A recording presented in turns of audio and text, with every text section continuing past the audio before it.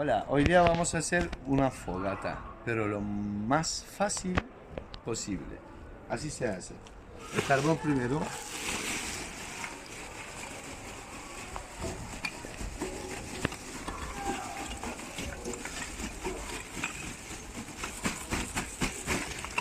bastante abundante, ¿eh?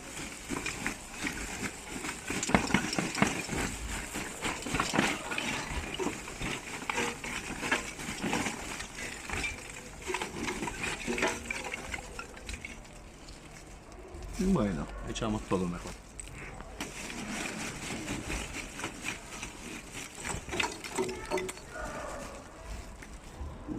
Ahora,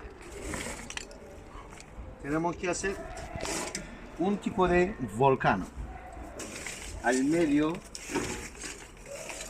un hoyito y a los lados unas murallas que suben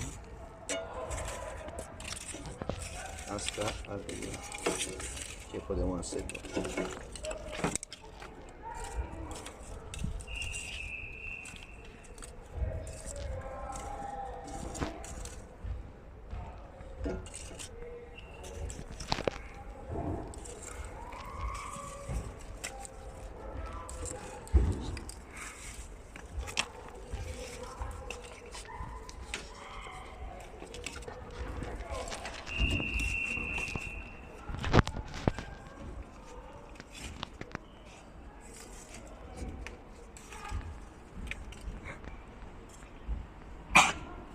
¿Qué pasó?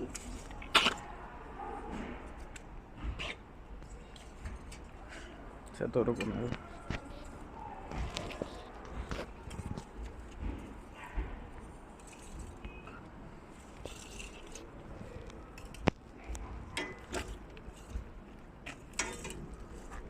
Bueno, en este punto ya tenemos como un tipo de volcán, ¿no?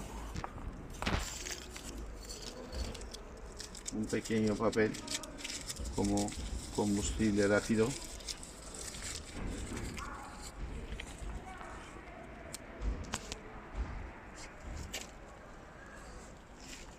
Y después pequeñas piezas de cartón.